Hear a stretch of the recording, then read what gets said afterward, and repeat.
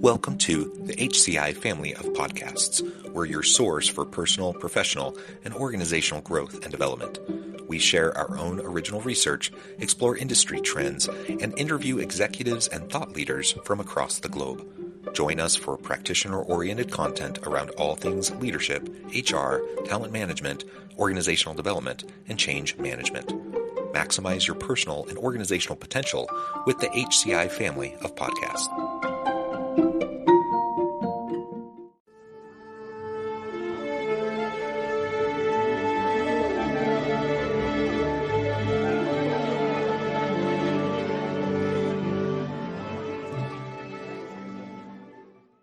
Jennifer Carlson, welcome to the conversation today. Thanks, John. It is a pleasure to be with you. You're joining us from the Seattle area. I'm south of Salt Lake City in Utah. And today we're going to be talking about the need for technology apprenticeship programs. There's so many different ways to think about the challenging skills gaps in the labor economy right now.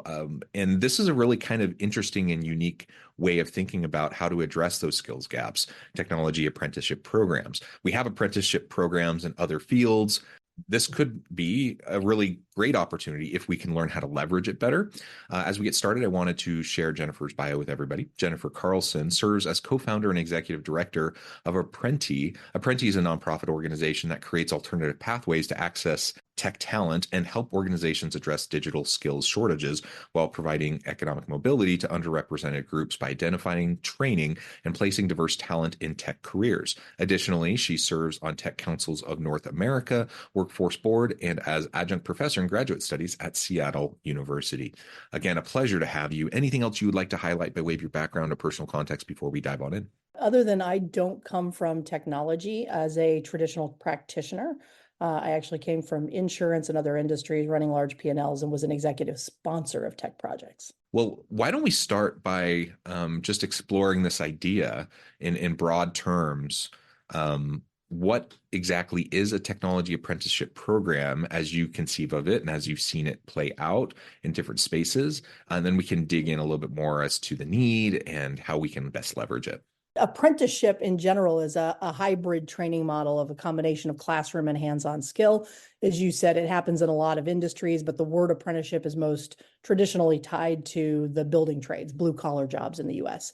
But in reality, it exists in medicine. We call it residency, clerking, and law.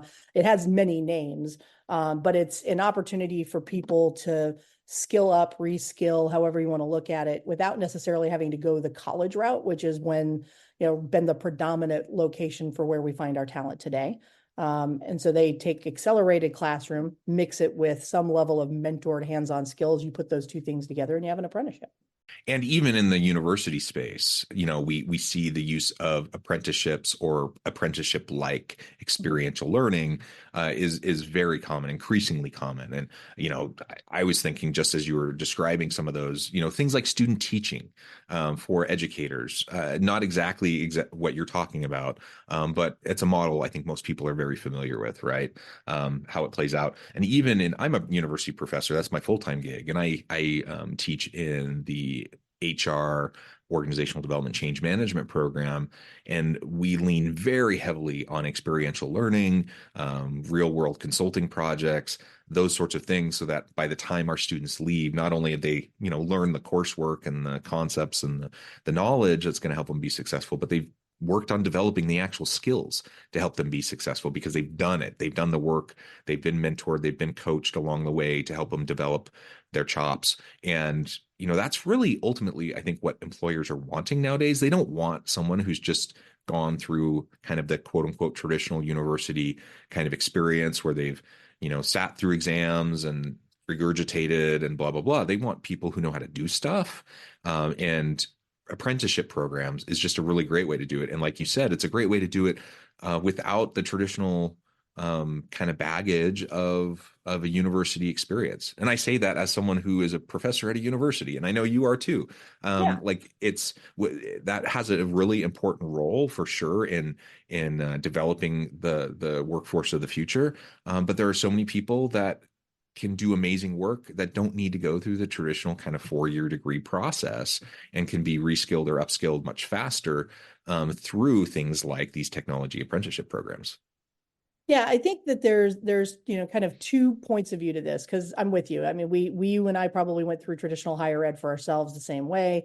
Um, we have a growing divide in this country of people choosing not to go to the university route for one of many reasons, whether it's the Hmm. cost or it's simply not something that was part of their upbringing, right? And this Yeah. is or from a learning modality perspective, that isn't their preferred learning modality. They prefer a Yeah. hands-on environment, and universities don't necessarily give it that way. Um, and so, fewer than 70 or 30% of America go to university, and only about 2/3 of that graduate from it, which means the density of our population isn't going near a university, which Yeah. means if we're going to find a way to close the talent gap, and I do believe that there are amply enough people in this country domestically that can do the work. They just need a different learning modality to get to it. Then we're going to be in a perpetual upside down problem, and we have it in all sectors. This isn't just a tech problem.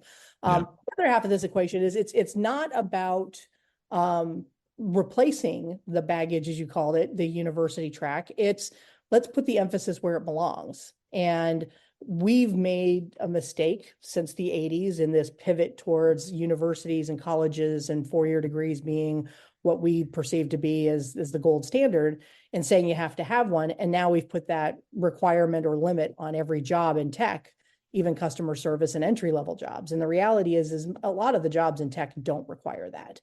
Um, Hmm. Hmm. so we've kind of created our own bottleneck in a way. And so, not to take anything away from universities, we've got internships that we do, but there's not a lot of consistency in those, whereas an apprenticeship is a more rigorous and standardized system so that you know what you're getting out of it.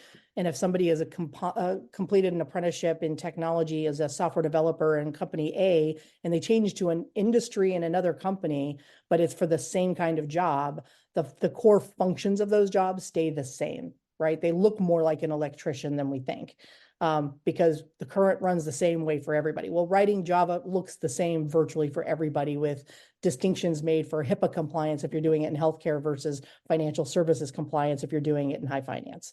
But the core still looks the same. Well, that's what an apprenticeship does, whereas an internship, which is what we're used to, doesn't necessarily do that. You may go to an internship for 6 months and do six different things for a month, or an internship Hmm. for 6 months and do one thing for 6 months.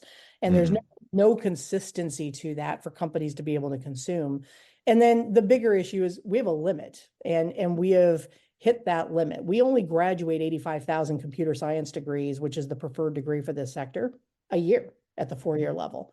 We're opening hundreds of thousands of jobs annually. There's no Hmm. way to close that gap. We left over 1 million jobs open last year. College alone can't close that. So we're going to have to find a parallel path and create another way in. And the best way to design that is not, yes, there should be some increased capacity on the university side, but there also needs to be a pathway for people where university just isn't part of the journey.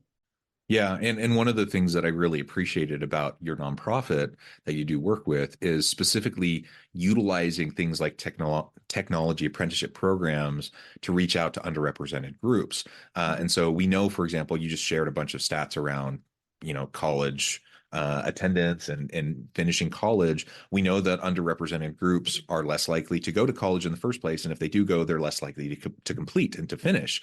And so in some cases, it's even worse for them to go to college, because if they go to college and they incur all this debt and then they walk away a couple years later, there's all the opportunity costs of all the time invested plus all the debt, and they're no closer to having any credential to help them be successful in the workforce. And that's one of the, I think, pretty valid critiques of higher ed right now, is we have to find a better way to serve diverse populations, and these types of apprenticeship programs really open up opportunities and reduce barriers to entry, I think, for a lot of individuals who otherwise might not be best served through a traditional four-year kind of education.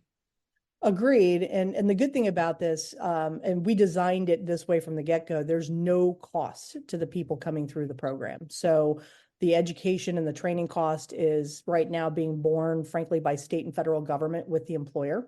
And so they're getting through the classroom training to get the fundamentals for the specific job that they're going to go into as an apprentice. And they're getting that training at a level that the employer needs. So we're able to modify the curriculum to meet industry requirements as opposed to the way curriculum has been historically done, which is, due to accreditation, it has to hit a certain bar, but also doesn't change and evolve very often. Mhm. And so this allows us to find best of breed in the moment and find the training provider that can deliver what the employers need at today's standard quickly, but also at a depth of knowledge that, frankly, more often than not, they're coming into the job farther ahead on the curve than fresh out of college grads. Mhm. What's missing is that the college grads get the fundamentals of theory that they don't get in an accelerated classroom environment on the apprenticeship side. So the two sides are almost complementary. Yeah. Um, Less hands-on the university, but theory is there, and more hands-on without the theory on the apprenticeship side. And we even ask employers if they have the means or if they're enterprise level to match the two together when they come in, so that they can be mentoring each other and not just rely on the mentor who's full-time in the job to help them. Lest we come across as like really being negative towards higher education, of course, I want to dispel that. I'm a big believer. I'm a full-time university professor. I have been, on the tenure track and a full professor now for 15 years. And so it's hugely important, but you're highlighting, some of the gaps at quote unquote traditional university type Mhm. experiences, right? Yep. And what I've seen, so I'm at a regional teaching university, Utah Valley University, south of Salt Lake City. We are open enrollment, meaning we serve everybody, anyone who comes, which I really love the mission of the university. We're trying to reach underrepresented individuals and to help them be successful, meet them where they're at, and help them to achieve. And perhaps it's due to our mission, perhaps it's due to our open enrollment kind of approach. But we have kind of deeply embedded in our DNA this idea that we have to really create career ready individuals, people that have tangible skill sets. So, kind of marrying the two, like you were just describing, taking the theory with the practice, more experiential learning, and really building that, embedding that throughout the programs. And I'm just a huge believer in that. And I would love to see more universities go that direction. Because I think we just better serve those people that we take in. Now, that said, again, coming back to this idea of apprenticeships, some people it's just not in their best interest to go, take time out of work and go take a full time 4-year degree kind of traditional university experience. And so these types of nationally registered apprenticeship programs and technology can really be a huge help. Can you walk us through kind of the nitty gritty of what that looks like, what those experiences often entail? Perhaps either there's people listening today who could see that as valuable for themselves or for, their loved ones, or perhaps, a leader who's listening might think, oh, this might be a new approach that we should really explore in trying to attract and retain top talent and reskill and upskill our workforce. Sure.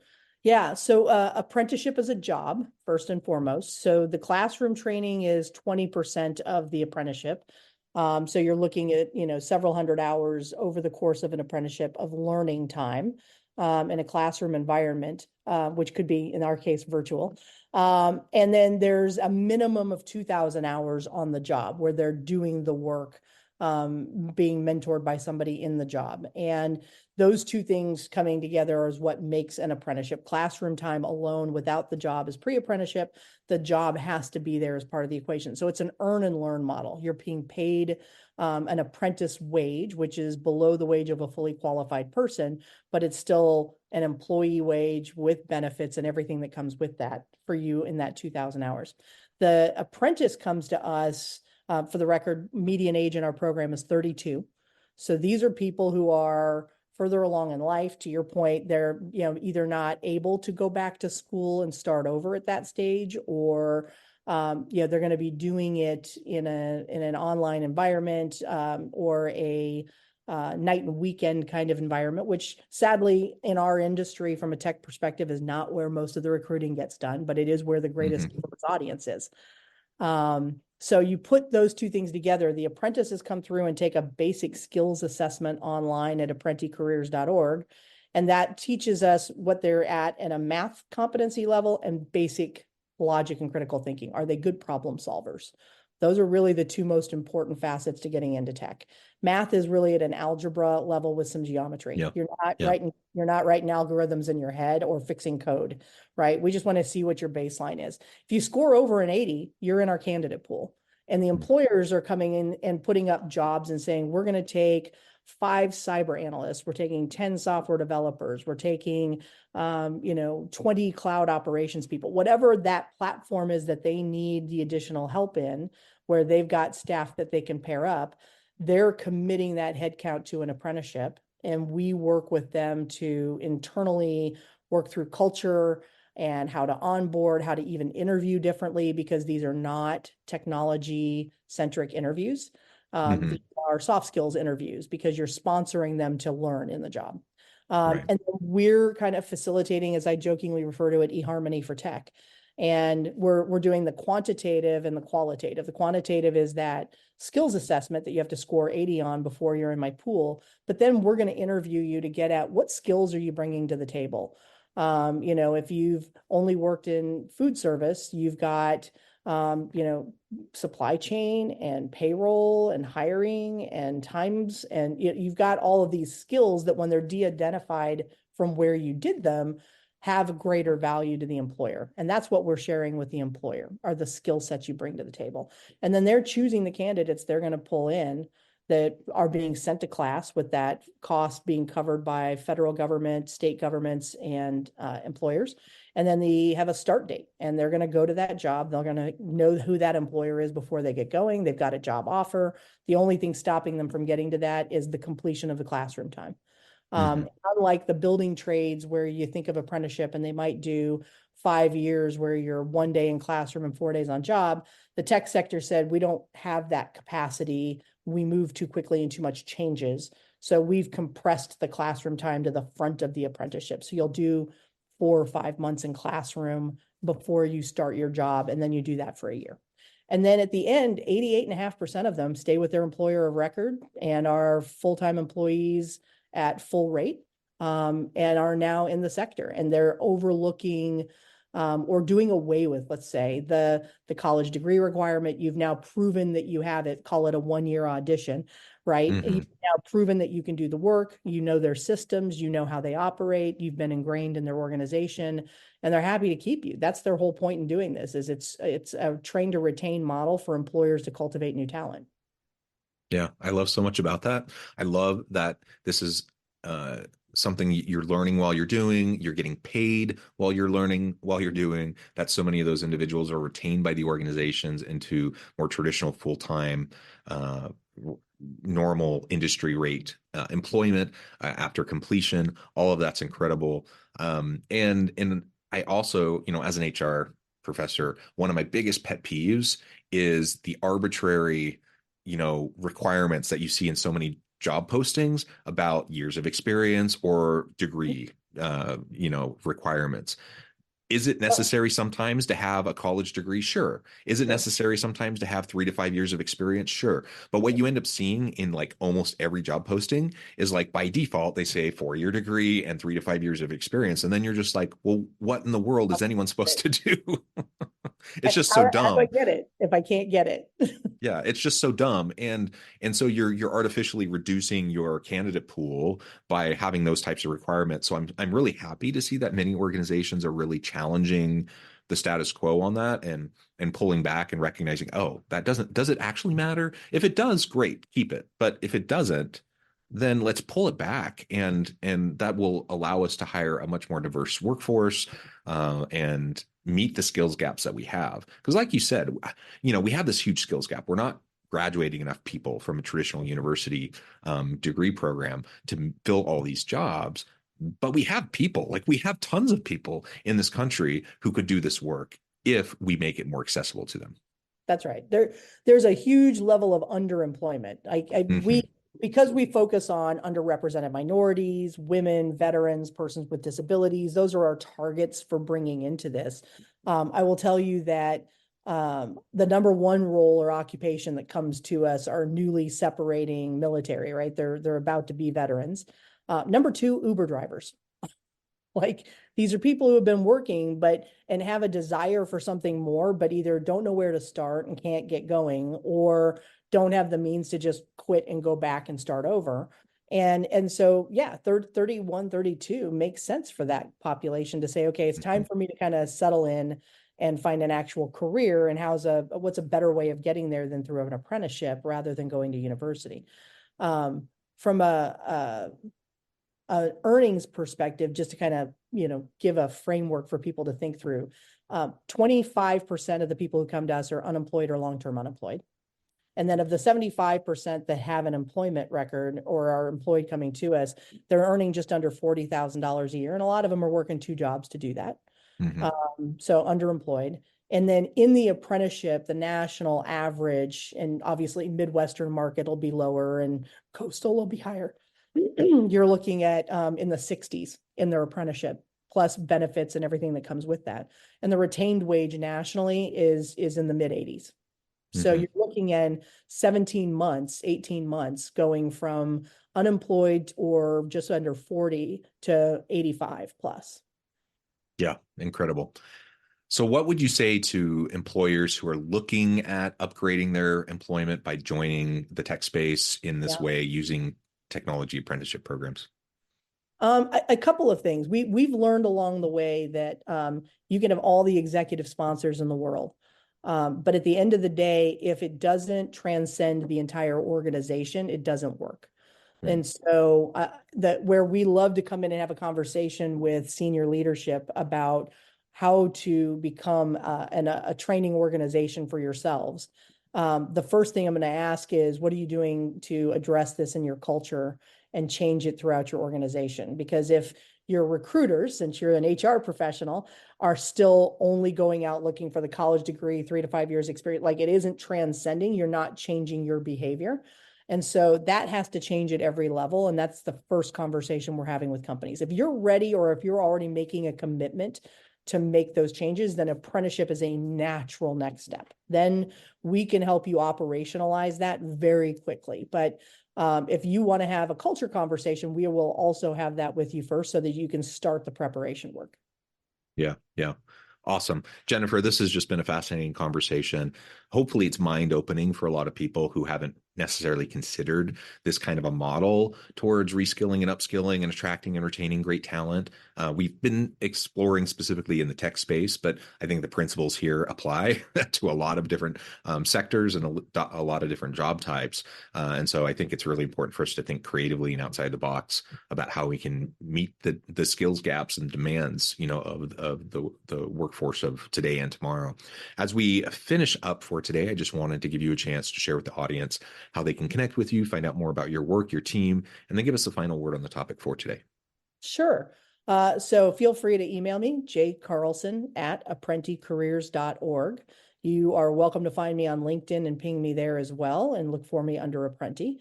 And or visit our website, apprenticareers.org, and send me an in-mail through the website if you're interested in learning more. I would say on two sides of the coin here, for the prospective candidates, I would say don't sell yourself short. Just because you think tech is hard doesn't mean that all jobs look the same any more than what companies have had to figure out, which is not all jobs are made the same. And so, yes, there are some jobs that require a higher level degree or a PhD in math if you're going to be a data scientist, but not all jobs require that. And so employers look critically at the jobs that have to have a college degree and start looking at classifying those jobs that don't and making them apprenticeship ready. And then on the candidate side, don't sell yourself short. Apply for apprenticeships and go online and watch videos and learn about what a day in the life looks like for each of the roles that you'll see on our site, so that you can understand what kinds of skill sets are being looked for. Because if you're a good problem solver, you might find yourself to be an excellent tech practitioner. Wonderful. Thank you so much. It's been a pleasure. I Thank encourage the you. audience to reach out, get connected, find out more about what Jennifer and her team can do for you. Let's think creatively about tech jobs and tech apprenticeships. And as always, I hope everyone can stay healthy and safe, that you can find meaning and purpose at work each and every day. And I hope you all have a great week.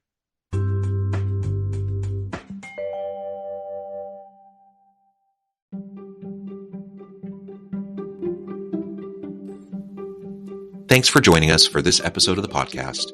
We hope you stay healthy and safe, and please join us again soon.